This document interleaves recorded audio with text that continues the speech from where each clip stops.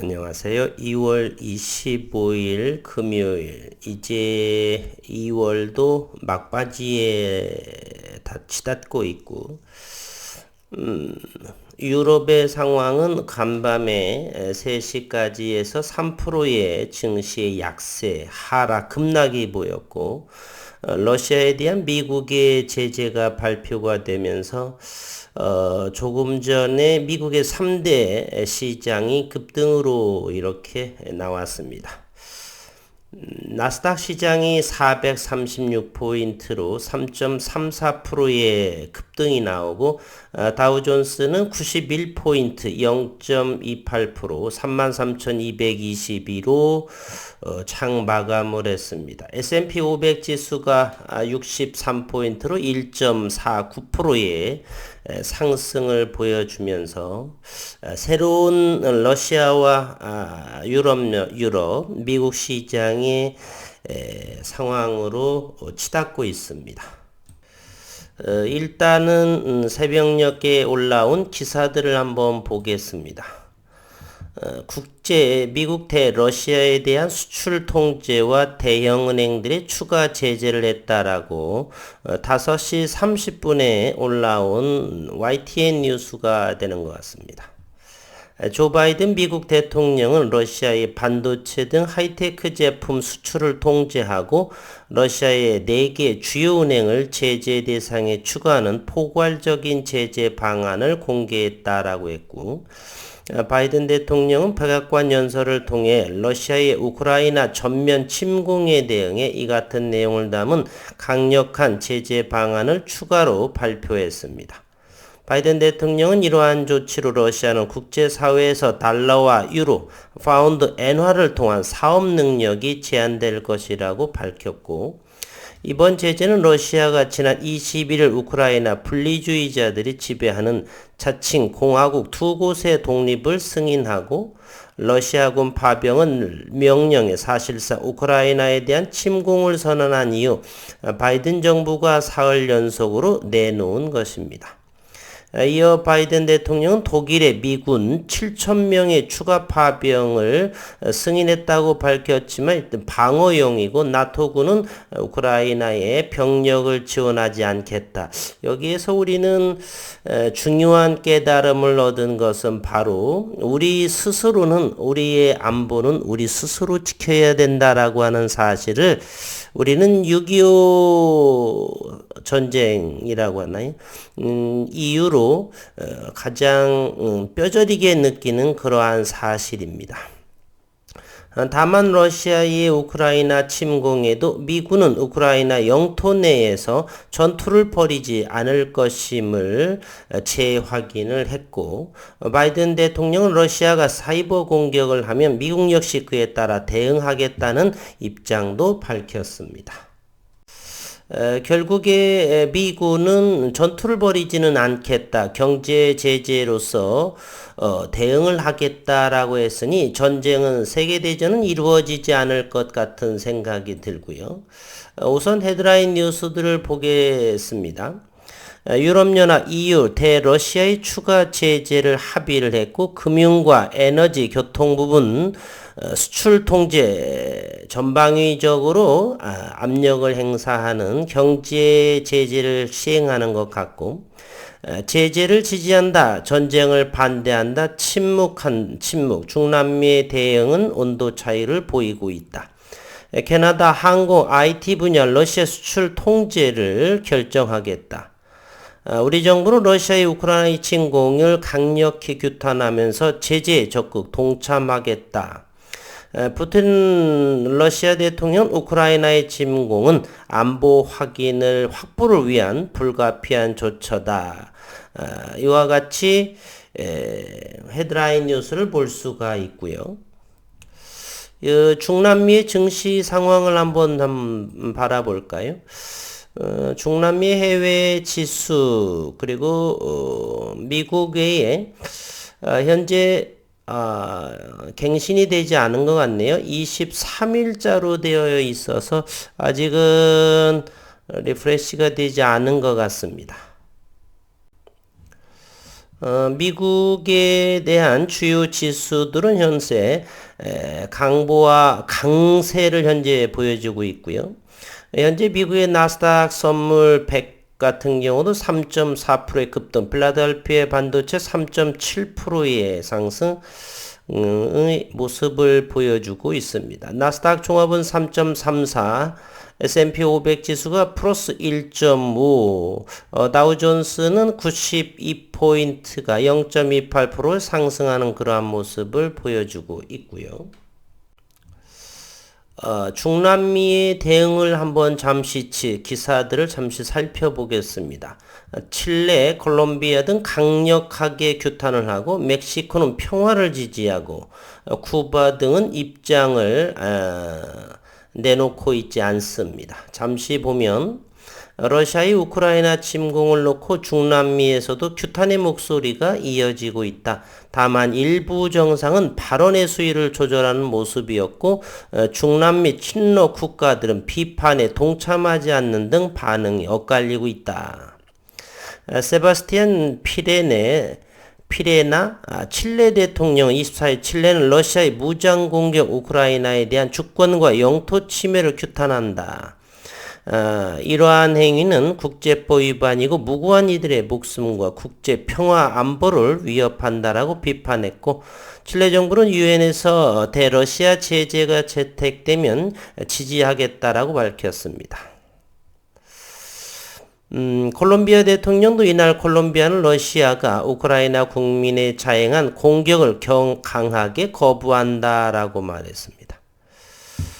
에콰도르 대통령 역시 러시아를 향한 규탄의 목소리를 냈다라고 그랬고 아르헨티나는 외교부 성명을 통해 러시아를 향해 군사행동을 중단하라고 촉구를 했다.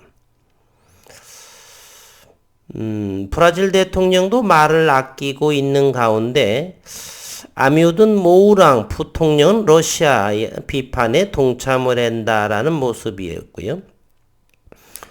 최근 우크라이나 위기 상황에서 러시아를 두둔해온 베네수엘라, 쿠바, 니카라과 3국은 이날 러시아의 우크라이나 전격 침공 이후엔 아직 뚜렷한 입장을 내놓고 있지 않다는 온도 차이를 보이고 있네요.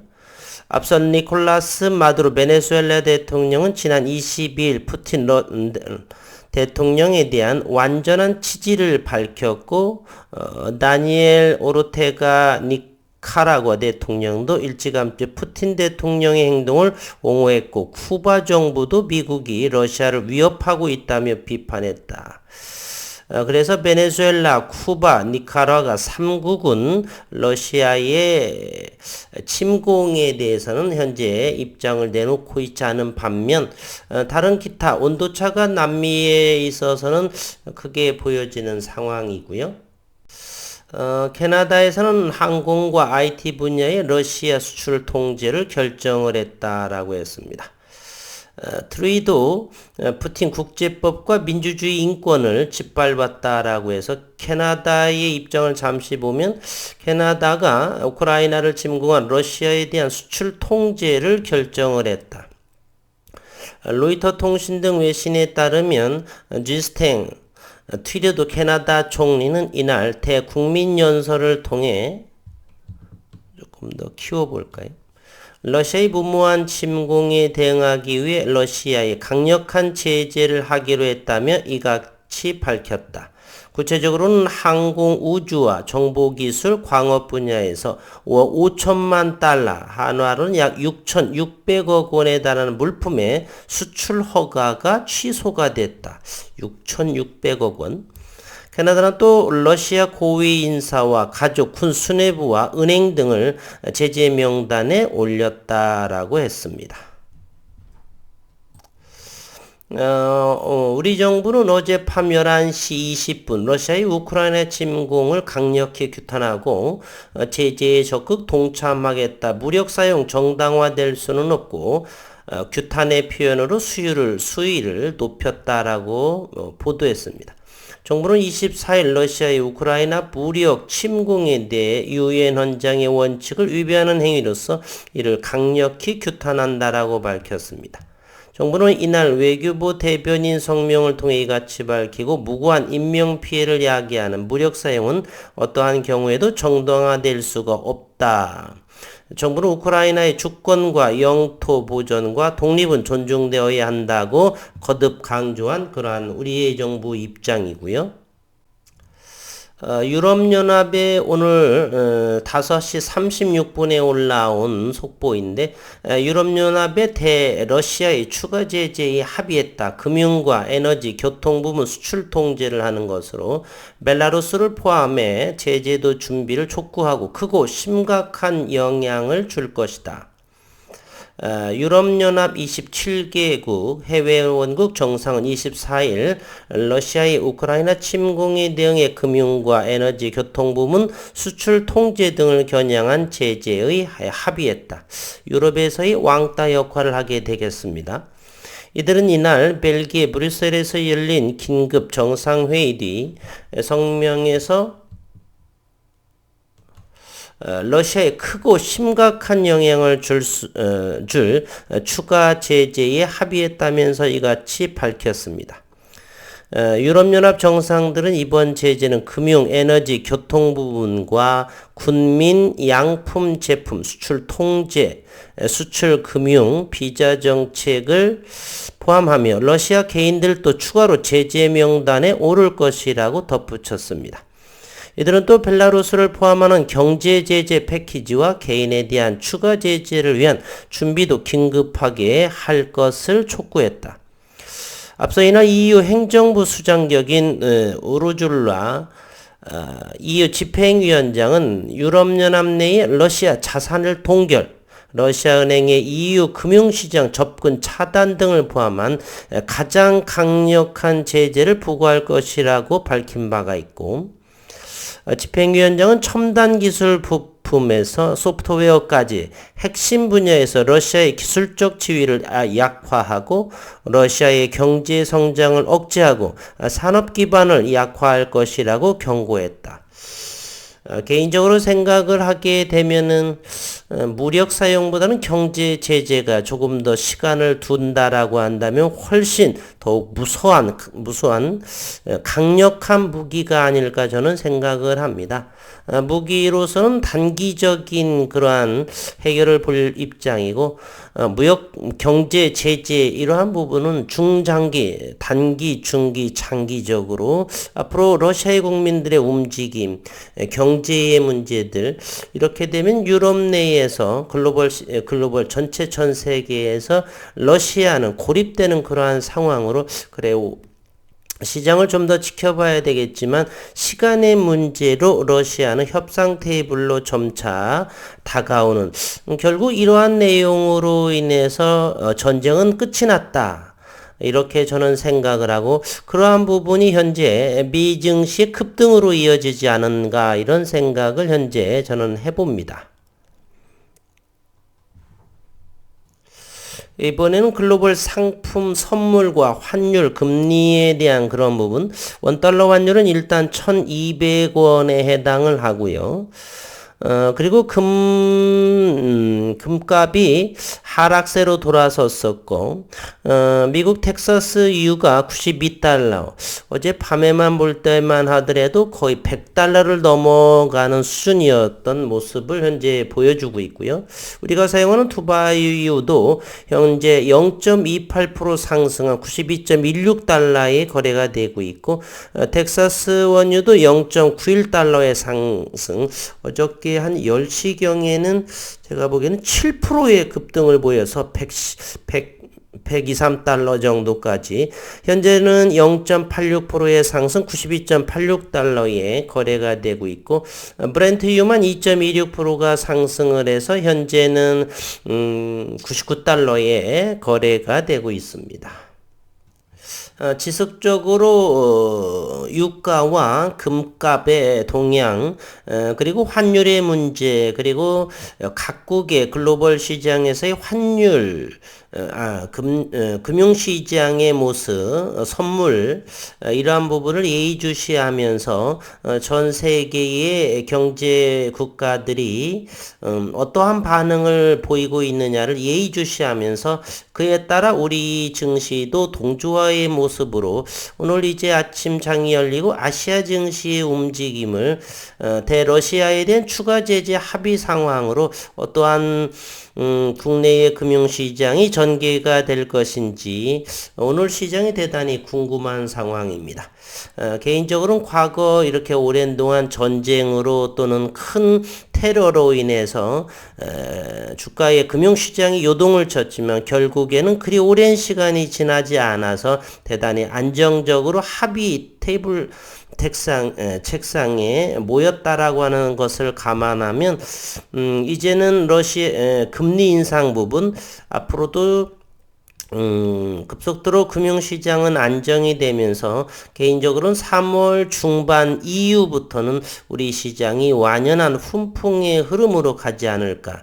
아직은 이제 침공으로 인해서 선물들이 급등을 했고 이제 다시 제재 조치로 인해서 안정이 되면서 다시 하락이 상승하는 모습을 보이면서 절충이 되면서 이제 불확실성이나 여러 가지 부분을 절충하는 시간으로 흐르면서 안정으로 돌아서지 않을까 하는 생각을 하면서 지속적인 시장을 관찰할 필요는 있다. 저는 이렇게 생각을 합니다. 나스닥 시장의 주가의 흐름을 다시 한번 보도록 하겠습니다. 이것이 나스닥 지난 6시경에 마친 미국의 나스닥 시장인데 바닥권에서 장대 양봉을 하면서 어제의 하락 부분을 거의 다 감싸는 모습 13,473포인트로 3.34%의 급등의 모습을 보여주고 있고요. 그리고 다우존스 산업지수를 한번 보시게 되면은 아직은 이 부분이 33,131 다우존스는 아직 차트에는 적용이 된 것 같지는 않습니다. 현재로서는 어제의 모습을 보여주는 33,131보다는 오늘 92포인트 상승해서 33,223을 기록을 했습니다. 이곳에선 올라와 있지 않고요. 대신증권이 좀 늦게 지금 보여주고 있습니다. 이곳을 보시게 되면 이곳에서도 미 나스닥은 13,473인데 이곳은 잘 되어져 있고 아직은 여기가 바뀌어지지 않았네요. 이게 확실하게 이 부분이 좀 더 미래에서 가장 빠르게 움직이는 그러한 모습입니다. 나스닥에 보면 이렇게 양봉까지 캔들까지 이렇게 고쳐져 있고 다우산업은 이렇게 33,000 이곳에 아랫골이 길게 달 이러한 모습이 나와야 되는데 대신증권이나 다른 HTS 저는 한 6개 7개 정도를 HTS를 하기 때문에 미래대우가 가장 빠르게 글로벌 시장에 정보를 제공해 주는 것 같습니다. 다우존스도 캔들상으로 이렇게 좋은 모습을 보여주었고 나스닥은 강력하게 그러한 급등 제재 IT 쪽 분야를 제재한다라고 해서 급등이 나온 것 같고 오늘 또 국내 시장에 IT 관련을 해서 코스닥의 그러한 모습의 흐름이 긍정적이지 않을까 하는 생각을 해봅니다.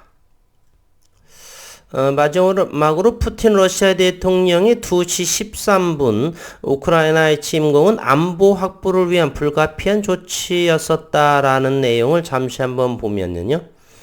블라디미르 푸틴 러시아 대통령은 24일 우크라이나에 대한 러시아의 군사작전이 불가피한 조치였다라고 주장을 했고, 인테르팍스 통신에 따르면 푸틴 대통령은 이날 우크라이나 내의 군사작전이 진행되는 와중에 모스크바에서 자국 주요 기업인들과 한 면담에서 내가 강조하고 싶은 것은 현재 일어나고 있는 일, 군사작전이 불가피한 조치였다는 점이라면서 우리에겐 달리 행동할 여지가 없었다라고 강조했고, 그런 러시아엔 달리는 어떻게 대응할 수 없는 그러한 안보 위협이 가해졌다면서 이 문제를 해결하는 모든 시도는 무의로 끝났다고 군사작전 개시를 정당화했습니다. 푸틴 대통령은 이날 새벽 정부군과 친러 분리주의 반군 간 교전이 격화된 우크라이나 동부 돈바스 지역 상황과 관련 우크라이나의 전력 무력화와 우크라이나 내 신나치주의자 척결을 목표로 한 특수 군사작전을 시작한다고 밝혔고, 그 뒤에 우크라이나 수도 등등 했다는 부분. 푸틴의 내용은 그렇게 정당화하는 모습은 크게 보이질 않는데, 전쟁으로 인해서. 그리고 미국의 반도체 등 대러시아 수출 통제, 한국도 영향이 있다. 이런 반도체 제재를 통해서 미국의 나스닥 시장이 급등한 모습으로 보여집니다. 오늘 HLB 또는 HLB 그룹주에 대한, 그리고 HLB 테라퓨틱스에 대한 기대감, 오늘 어떠한 모습으로 나타날지, 미 나스닥의 움직임과 동조화가 될지를 오늘 시장을 보고, 그리고 주말을 기점으로 러시아와 유럽연합, 미국 이러한 상황에 대해서 어느 정도 대화가 또는 기사들이 올라오는 걸로 봐서 다음 주 정도면은 안정을 찾아가지 않을까. 여전히 불확실성은 남아있지만 그럼에도 더욱더 확산되지는 않았으면 하는 바람과 또 그렇게 되리라고 믿으면서 다음 주는 조금 기대해 볼 수 있지 않을까 하는 생각. 일단 오늘 좋은 금융시장의 모습이 나타났으면 하는 바람입니다. 오늘 또 좋은 시간 되시고, 한 주간 굴곡이 많았던 시간들이었었죠. 침공 뭐 여러 가지 등으로 어쨌든 한 주를 마감 잘 하시고 불금 되시고 건강한 주말 되시기를 바라겠습니다.